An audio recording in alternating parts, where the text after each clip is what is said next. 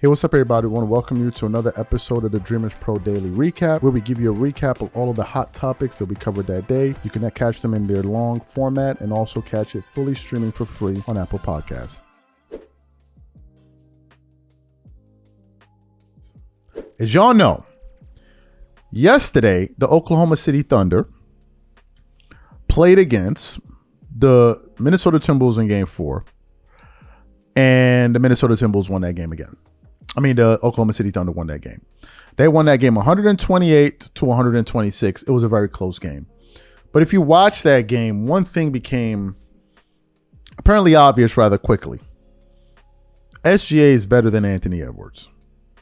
And as far as this series is gone, which is 4 games, at first I was thinking it was like kind of toss up. I don't think it's close anymore. SGA is just on simply on a different level. If you watch the game, SGA is actually effective against elite defense. Anthony Edwards always looks rushed. Yesterday I think he only had 2 field goal attempts in the first half. It's not close, right? And they ended up winning that game. We even put up a poll on our channel because there's been this big talk about who should be the face of the NBA. Should it be SGA? Should it be Anthony Edwards? Should it be this guy? Should it be that guy? And we put up a poll on our channel asking the audience the following question: who should the NBA make the face between these two players? And of the 1,000 people that have voted, 65 are saying SGA, while 35% are saying Ant-Man. Right? So we have that. On a side of this, there's also this conversation about SGA being the next Kobe Bryant or the Michael Jordan, and I'm beginning to believe with every passing day that comparison is not only blasphemous, it's also ridiculous. And it doesn't seem to be rooted in any reality. So during the segment today on ESPN First Take, they had the Morris twins there, Kendrick Perkins, Stephen A. Smith. And they asked the question, was it too soon to crown Ant-Man the next face of the NBA? And Stephen A. Smith was forced to admit that son ain't the way we thought he was. Take a listen to him here. There's levels to this. But like I told you before, when you're a number one option, everybody knows they have to game plan for you anytime they're going against your team. And you answer the call the way Anthony Edwards has answered the call over the last couple of years, averaging better than 25 a game, being a guy that has sent home LeBron and Luka this year. Last year, KD, Devin Booker, Bradley Beal in the first round, Jokic and Jamal Murray in the second round. You sent home Luka and LeBron this year. I'm not going to say Steph Curry because he was hurt and he had you. They were up 1-0 when Steph Curry went down 13 minutes in when he had already had 13 points with that hamstring injury. But you did send home Jimmy Butler. You did send home Draymond Green. And so I look at it from that standpoint, and I say this brother Ant-Man, who was averaging 31 on 56% shooting over games 2 and 3 of this series, being the personality that he is, with the talent, the athleticism that he has, being the face of the Minnesota Timberwolves franchise, I don't think we crowned him too soon at all. I think that when you look at, if you are a franchise, if you are an owner, isn't that the kind of talent you want? Yeah. That's the kind of talent you want. That's the kind of personality that you want. You don't want the performance that you received last night, but by and large, everything he is everything you want as the face of your franchise. And so because of that reality and the fact that he has, for the most part, lived up to it in his young career, I'm going to say we didn't crown him too soon. I'm not going to say that at all. It's just that SGA is somebody that we need to pay rapt attention to because his personality is smooth, mellowed, etc. But the brother's an assassin, averaged 32 a game this year, won league MVP, and then goes into a must-win situation against the Minnesota Timberwolves last night and drops 40, 10, and 9. It ain't about what Ant-Man is not, because I think he is legit. It's that we need to elevate the legitimacy of a Shai Gilgeous-Alexander. Even as a league MVP, he still needs to be elevated because he's telling us he's on the verge of being a champion too. So you heard what Stephen A. Smith said. Now, I want to break this down further. This ain't hating, but this is setting the record straight. And I think it's important for me to do a show like this because this is how you diminish greatness. What happens is people get excited for a year or 2 or 3 and they get ready to jump out the window. And all of a sudden, this is the best thing I've ever seen. This is the best thing. Just Paul Pierce, one of them. SGA looking like Michael Jordan. The series before that, Nikola Jokic is having the best run since Michael Jordan. It's like, yo, bro, can you calm down, please? Can you calm down for a minute? People are saying Anthony Edwards reminds him of Kobe Bryant, and as a Kobe Bryant fan, whenever people say this guy reminds him of Kobe, this and that, I have a laser focus on that guy.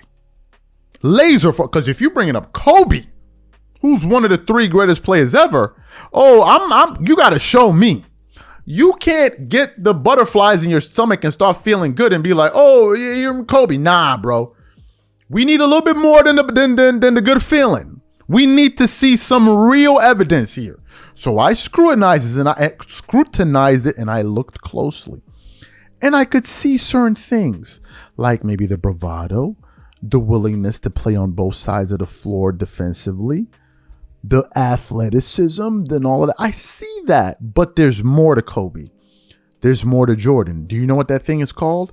The word is substance. That's what the word is. It's substance. Now, some people will hit me with, well, SGA is only 23, man. He's only 23, yo. What do you expect from SGA at 23 years old? Let me just tell you guys what Kobe and MJ were doing at 23. Let's look at Kobe Bryant momentarily, shall we? Kobe Bryant at 23 was the 2000-2001 year or whatever it is, right? That year, in the regular season, Kobe averaged 29 points a game at 23 on 47% shooting from the field, 32 from 3, 82% from the free throw line, while getting you 7.3 rebounds, 6.1 assists, with a plus minus of 13. Do you know who he was playing alongside of while averaging those numbers? Shaq. And Shaq was attempting more shots than him. That's what he was averaging. Playing with Shaq. Let's look at Kobe's numbers in the playoffs that year at 23, playing with the Shaq, who actually demanded more of the offense. That year, no, that's advanced. Let me look at traditional. No. Here we go. No. I'm trying to find. No, they're giving me advanced. Oh no, those are his playoff numbers. My bad. Those were his playoff numbers. His regular season numbers that year was 25.2, 47% from the field, 25% from the free throw line, 83% from the three-point line, while getting you 5.5 assists, 2.8 rebounds with a plus minus of 5.6 per game and 1.5 steals.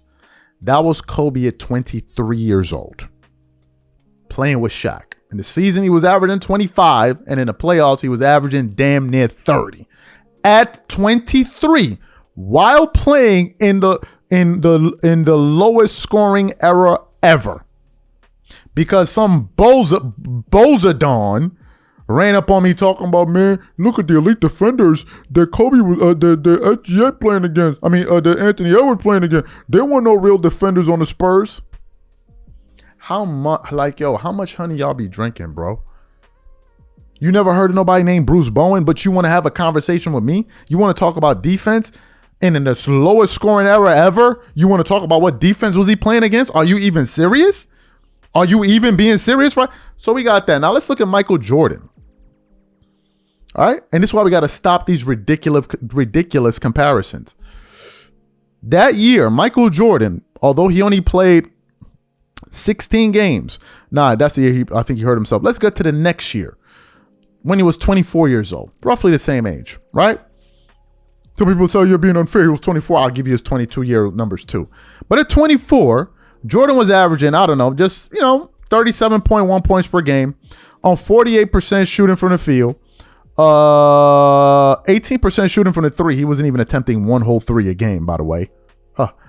86% shooting from the free throw line while getting you 5.5 rebounds, 4.6 assists, 2.9 steals. 2.9 steals with a plus minus of 2.9. Those were the regular season numbers, bro. The playoff numbers at 23 years old. At 23, he averaged 43, but he only played 3 games. The next year, he averaged 5.7. He only played. So let's get to when Jordan was 26. That year, he averaged what? 36 points per game, 53% shooting from the field, 33% from the 3, 87% from the free throw line, while getting 7.1 rebounds, 4.7 assists, 2.4 steals with a plus minus of 3. And some people think LeBron James ever did that in his life. Some people out there watching this show believe LeBron ever did that, and he never did that. Ever in his life. But I digress. Now let's compare Ant-Man stats to SGA stats, his direct competitor. Ant-Man in this series is averaging 24 points per game, 7.8 rebounds, and 5.3 assists. On what? What is he shooting? 49% shooting from the field, 31% shooting from the 3. Those are his numbers. Let's look at SGA's numbers. SGA is averaging 30.18 points per game, 8.3 assists, 1.8 steals per game, on 43% shooting from the field, with 28% shooting from 3, while shooting 85% from the free throw line, and getting you 8.3 assists and 4.8 rebounds. SGA has the better numbers. But beyond the numbers, if you watch the game, it is clear to see who's better. It's clear to see who's better. So what's my conclusion about this? Conclusion number 1, SGA is better than Anthony Edwards. That's conclusion number 1. Some people try to talk about their teams. SGA is the MVP, bro. What does that mean? That means that he was able to elevate that team. He was able to elevate them. Now they want to make it the team. Yo, stop. Give it. And I'm going to get to my final point real quick. So SGA is better than him. Ant-Man is not no damn Kobe Bryant or Michael Jordan. Ain't got nothing to do with age. You're talking about the greatest players to ever play the sport. Some of you dudes need to get off of the honey machine, sit down and relax. Y'all are so quick to crown somebody the greatest after oh my God, this is the greatest I've ever seen. The fact is the thing I've seen the most similar to a Kobe and Jordan since Kobe and the Jordan guys retired was Kawhi Leonard. At that playoff run, people are like, damn, what are we seeing here? Does that remind you of anything you're seeing here? What you saw from Kawhi in 2009, do you see anything like that here? So let's stop the nonsense. Let's relax. And finally, I'm going to say this because I'm going to say it. One of the reasons they not trying to give it up to SGA because he's not from America, bro. Let's keep it a stack. Let's keep it a stack. That's why some of y'all are still, I don't know, man. I don't know. But I'm going to let y'all know, man. It's a different world. You know? It's a different world. It's okay. You can evolve, bro. Nothing going to happen. If somebody else is the fate, nothing will happen. But son is nice. Let's stop looking for reasons to not give him his just due. Oh, he a free throw. Did you watch James Harden play ball? Some of y'all were talking about, is James Harden better than Dwayne Wade? That dude used to travel with suitcases on the court. What are y'all even talking about right now? Did you, James Harden was here. So as you guys know, one of the biggest names in sports media, Shannon Sharpe, made headlines a few months ago after the bombshell story came out about him and some OnlyFans model where he was being sued, I believe, for $50 million. And then one thing after the other started coming out, talking about, audio tapes, and which we heard. We did shows about it. Then we heard that he had offered her $10 million. And then another story came out. And then not too long after that, Shannon Sharpe went public, where he put out a public statement where he essentially said that he was going to be stepping away from ESPN, specifically ESPN First Take, their duties, so he can kind of just focus on fighting this case. And then some other people out there were making content. They were following him a little bit closer. Some people were suggesting that, he had began to lose some of his sponsors because certain people that were in the background of his, kind of what you see here, We don't have those kind of sponsors, obviously. But anyway, some people were saying, oh, he lost T-Mobile and blah, blah, blah. And I don't know the ins and outs of that. I don't know who his sponsors are or whatever. So people were saying that, right? So this afternoon, we were just kind of looking for what to talk about. So Mitch sends over a story from NBC Sports, and it says, Shannon Sharpe postpones Nightcap Summer Tour. And I'm like, okay, this is interesting. So I then began to read the article, and then I actually went to go look for the comments, and I actually saw the comments. So I want to quickly play what Shannon had to say in his own words, and then we're going to get into this report here. Take a listen to what Shannon had to say. It's very short, about 30 seconds or so. Before we get to the game, guys, I want to make an announcement. Guys, we've decided to postpone the Nightcap Tour. We look forward to seeing you guys in summer of 2026. Is going to be even bigger, even better. But Ocho and I have come to the conclusion that this is the best thing as of right now, was to postpone the tour. We look forward to seeing each and every one of you in 2026. Some of you guys that have already got the tickets, you probably received the emails and further instructions. But I want to thank you for your support. Ocho and I want to thank you, and everybody at Nightcap want to thank you. But we've postponed the tour until 2026.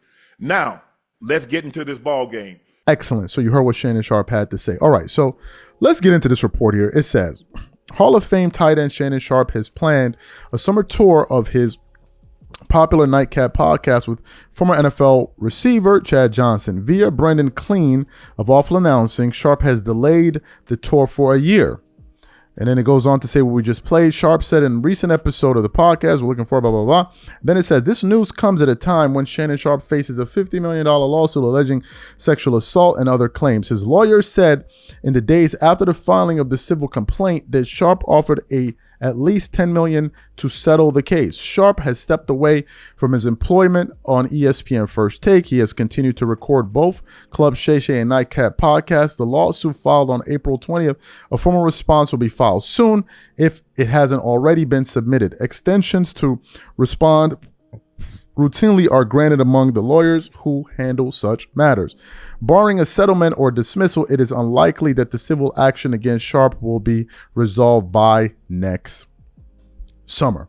Now, I want to focus on that last wrinkle there, that article. It says they doubt that it will be resolved by next summer. Why is that important? Well, the reason that's important is because if we go back to what Shannon Sharpe said initially, about him deciding to step away from ESPN, he also said that he plans to return by NFL season this year, right? So if this article is saying that the likelihood of this case being settled before next summer is low, then how is he going to be able to return for NFL season this year?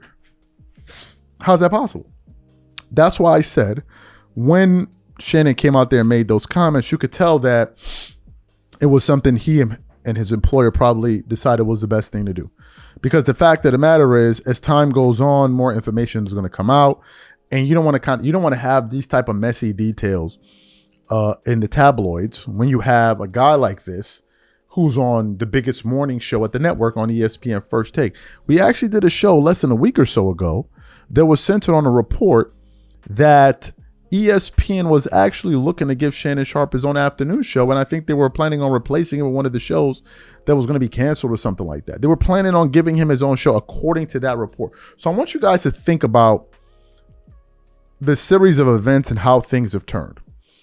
We went from discussing Shannon in terms of being in line to signing a $100 million deal for his podcast. Then we were talking about Shannon Sharpe getting his own show on ESPN, and probably an afternoon show on ESPN, to now talking about Shannon Sharpe no longer being on ESPN First Take, the possibility of him not getting his own show, and then possibly being sued out of $50 million. And folks, it's important that I bring up the $50 million must be based on the $100 million that they thought he was going to get, which I don't know if he has received yet or not, which to me is crazy. The amount is insane. And I think that the only reason they went for that amount is because of that announcement. The moment that announcement was made public, like, okay, look, this guy is about to get, a windfall here of some serious cash, $10 million looked like a joke. I mean, the guy's offering you $10 million and you can get 5 times that amount. Obviously, I'm gonna get 5 times that amount. Now, how do I see this entire thing playing out? Look, Shannon, from afar, and I don't know him, seems to be a very resilient person. So my hunch is that I think that he's gonna find a way to weather the storm. I think that Shannon is gonna find a way to make this situation go away quietly because it's in his best interest. He has too much to lose, which was one of the reasons why a lot of people were chastising him like, bro, don't you understand the position don't you understand who you are in this equation? Don't you know who you are? So how can people of this caliber just gain access to you so easily? This was the part that befuddled a lot of people. A lot of people were confounded by that fact. But nevertheless, I do think that he has the wherewithal to bounce back. Now, whether or not he's going to return to ESPN, I don't know, right? Because we also have to look at a thing called a window of opportunity, a moment, right? The moment was now. Will the moment be that later? We don't know, right? Time moves on. People's opinions change. Things happen.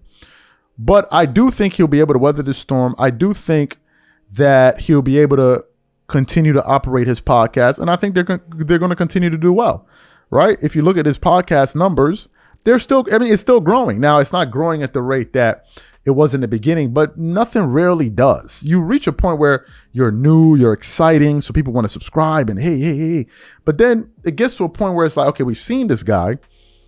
What else you got for me? And I think that you now have to get to the point where you have to begin to start reinventing yourself. I think that's where he is. So if you don't see the growth at that same trajectory that it was at previously, I think that's pretty normal. Most guys that are established, they kind of become established and then they continue to just kind of grow incrementally over time, right? Because at first you're new, people want to see who you are, hear from this guy, this girl, whatever. And I think that's it. But ultimately, I think Shannon Sharpe will bounce back. So the question... these guys are back at it again. Okay. These guys are back at it again. Look, this GOAT debate has degenerated to the point where now the GOAT debate ain't even about basketball no more. It's not even about basketball. It's gone beyond that. Now the GOAT debate has turned into who had to deal with more things, mean things being said about them. Who had to deal with that? Who had to deal with that scrutiny? And I'm like, what does this have to do with you making a free throw, bro? What does this have to do with you not blowing a defensive assignment? But nevertheless, they've tried to now move the goalpost. It's just one shift after the other. Once they figured out, okay, we can't convince anybody from a basketball standpoint. Okay, now let's talk about this, right? So I was going through the internet here, and I initially came across an article from Basketball Network that was centered on some comments that former LeBron James teammate Michael Beasley had to make. And essentially what he was saying was that he believes that LeBron James is the GOAT, and he believes that it's easy. Like in the sense that he's the GOAT and it's a no-brainer. So he was being asked this on this podcast. Let me see if I can pull up the details here of this podcast. It's on the Mosh Papak podcast. So they asked him, who's the greater player between MJ and LeBron? And then he goes off to start saying what he believes. And then he decides to break down the reasons why he easily has LeBron over Jordan. And I'm listening to this. I'm like, yo, why are these dudes always crying about this, man? Like, yo, why y'all always trying to throw boxes of Kleenex at us, bro? Like, yo, son, enough is enough with it, man. So what we want to do is we want to play what he had to say, get your box of tissues ready, because he's going to be crying about it. And then we're going to come back and continue on the show. Take a listen to what he had to say here. Right, there's always the debate, and maybe it's someone else. Who would you say is the best? LeBron. Over Jordan? 100%. Why? Okay, my argument is a reasonable one, right? All right, I started with the one everybody knows: the points, the longevity, all that, right? With Jordan, they don't talk about the negativity. They don't talk about the playoff losses. They don't talk about the fact that he actively sought out Dennis Rodman, who was already a two-time champion. And no shot to Jordan because he's Jordan, right? But they don't tell the story of him having to learn the championship pedigree. LeBron James gave us, or has given us, the opportunity to be witnesses. We watch his good, his bad. We watch his ups, his down, so long, and he's been so great that we don't have anything to say. So we now talk about his son, right? That's my personal argument. My stat argument is LeBron James. Every player in the NBA, which is I think around 4,700, something like that, 4,000, right? Just under 5,000. Put every player's stats on a board, right? And take everybody's name off. And now we play a Easter egg hunt, right? We got to find 5 eggs. If we look for the best point guard, LeBron James would be somewhere top 5. Though, like his stats to be somewhere top 5, right? Look for the best 2, 3, 4, 5. LeBron James is no lower. You'll never see his stats no lower than 6, 7 on all 5 of those, right? 6 man, all of that. And you take his resume, how far, because we all call him Le Coach, right? So how far down is his resume as a coach? Now let's go to GM. How far, right? With all of that being said, now having to look after my son, and the credit that we don't give him is for him to have the entire world inside of his brain and still be able to give us 25, 8, and 8. I mean, right, he was recently, right, considered a billionaire. Right, so imagine that, right? Imagine the negativity that comes with it, So you heard what he had to say. Now is who had to deal with more pressure, right? Because they never spoke negatively about Michael Jordan. Apparently, there are these mysterious comments that are floating around the internet of Michael Jordan saying he's coming back to let people know that his 6-0 isn't really that great, and that his playoff losses, need to be magnified more. People need to focus more on my losing, like we didn't just watch the Last Dance docuseries in 2020. Like, we didn't know that, right? So Jordan is coming to set the record straight, and people need to take it easy on LeBron and people, blah, blah, blah. I'm like, okay, I'll believe it when Jordan comes out here and says it, then I'll believe it. And even if he says that, we didn't give him no sympathy pass. Nah, bro, even if it's Jordan, we already got our opinion. You ain't gonna come up here and start telling me to like something I don't like. Nah, no, right? So he's up there saying nobody said anything negative about Jordan and blah, blah, blah, blah, blah, blah, blah. So I just decided to look for an article here. I said, what were some of the crazy stories and things being said about Michael Jordan? Some of them are pretty ridiculous. One story was Jordan and NBA Commissioner David Stearns denies MJ's first retirement was a secret suspension. Of course, they're the ones about surrounding the disappearance of his dad. There were things being said about Jordan, about him being a terrible teammate, and all of these things. For goodness sakes, he even put it in the Last Dance docuseries. It was there for him to see, for us to see. Jordan was even talking about the fact, that's why I don't believe those quotes. Jordan was even talking about the fact that he was afraid for people to see him in a negative light. So what is these things that they didn't talk about the negativity about Jordan? Didn't Michael Wilbon already put his goon down on you dudes about this? Didn't we do a show about his comments on Outkick? How they were crucifying Jordan for not winning all those years. He's just a scorer and blah, blah, blah, blah. Is he ever going to win a title? How Jordan was under pressure just like everybody else? Like, what do we talk? I think where Michael Beasley's comments or what they're rooted in is essentially whenever people like him try to bring LeBron forward to try to make an argument for him, they usually shut down so quickly. Like, nobody want to hear that, man. Get out of here with that. Come on, man. Get out of here with like, come on. And they don't like that. It's like, hear us out. But what they don't realize is that, bro, there's like, what you're telling me, I already know, bro. I already know. If I know about MJ's career, I already know about LeBron's career, because obviously MJ's career came before his. So you coming to try to explain it away like, nah, you didn't really see what you saw. What you saw wasn't really that. Nah, we already saw it. We already know. You're not coming to give us new information. And we're saying to you, based off of what we've seen from these people, we've already come to the conclusion. And they're like, nah, you don't understand. It's about negativity. It's like, don't nobody want to hear. Like, what they don't realize is these arguments come off as being sounding weak. It's like, no, it's like they want a sympathy vote. No, vote for him because somebody said they don't like his shoes. Like, or they might like his hairline or something. Like, come on, like, bro, stop. Stop. They didn't talk badly about Jordan. And they only talk badly about LeBron. He should be the GOAT for that. Didn't they talk badly about Kobe Bryant? Didn't they call Kobe Bryant a ball hog? Didn't they call him selfish? Didn't they say all kind of stuff about him after that Colorado case?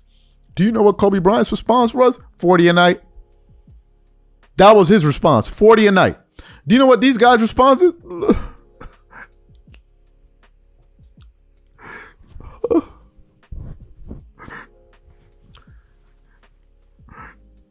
Have pity on him.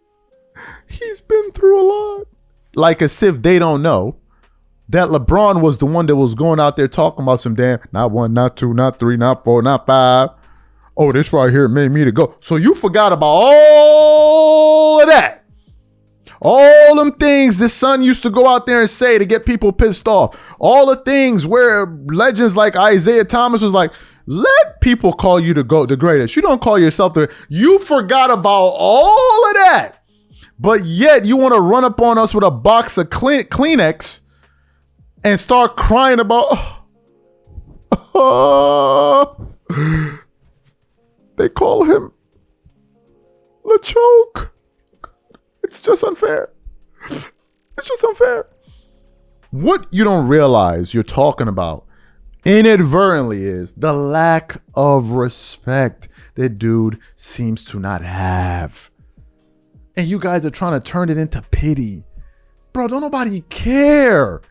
Ain't nobody gonna change their mind over that. You know, they don't talk about the fact that Jordan lost. It's like, bro, they talk about it everywhere. He won 6. Did Michael Jordan play for 6 years? Do we not know that he lost? Who don't know this? Who don't know this? The reason they talk about LeBron's losing is because it's so grotesque. It's grotesque. It's scary, man. It's scary. The way LeBron was losing, it was like, yo, it's like, this is it's scary. It's scary.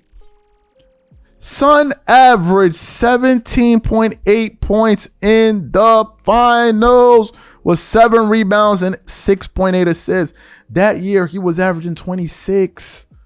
Son, in game 1, he had 24 points. Game 2, he had 20. Game 3, the GOAT had 17. Game 4, the GOAT had 8. Some of those games, he wasn't even attempting shots in the fourth quarter, going zeros. He redeemed himself. 2 years later, Son got blown out by the biggest margin in the history of the sports in the finals. And you want to talk about some damn pity? It's like, yo, enough is enough with it, man. We already made up our opinion. Stop trying to talk about, don't nobody talk about Jordan. Everybody talked about his downfall. Just say you didn't hear it. Just say, I didn't hear it. I'm too young. Too much honey in my ears. I never heard it. Whatever. But enough with this pity. LeBron, nobody loves him. Go rub his feet or something. Like, yo, enough is enough with it, man. Like, enough is enough with this crying and like, yo, enough is enough.